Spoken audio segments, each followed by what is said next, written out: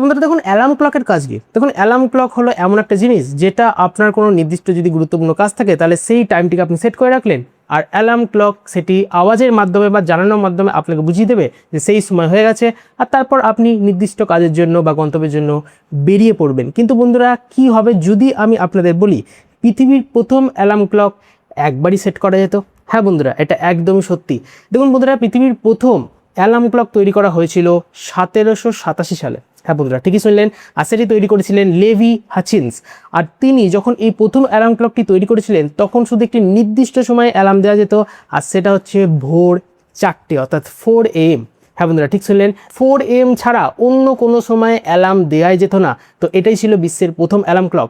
তারপরে 1887 সালে আরেকটি অ্যালার্ম ক্লক তৈরি হয় ফ্রান্সের একটি বিজ্ঞানী দ্বারা, যেটি অন্যান্য টাইম অর্থাৎ অল্টারনেটিভ টাইমেও অ্যালার্ম দেওয়া যেত। কিন্তু বন্ধুরা, এটা খুবই ইন্টারেস্টিং ফ্যাক্ট যে বিশ্বের প্রথম অ্যালার্ম ক্লক শুধুমাত্র একবারই বাজতো, আর সেটা হচ্ছে ভোর 4টের সময়। কি বন্ধুরা, আমার তো ফ্যাক্টটি বেশ ভালো লেগেছে, আপনাদের কেমন লাগলো অবশ্যই কমেন্ট সেকশনে লিখে জানাতে পারেন। আর এই ধরনের ইনফরমেটিভ টিপস অ্যান্ড ট্রিক্স আর ফ্যাক্টস ভবিষ্যতে জানতে হলে অবশ্যই চ্যানেলটিকে সাবস্ক্রাইব করতে পারে।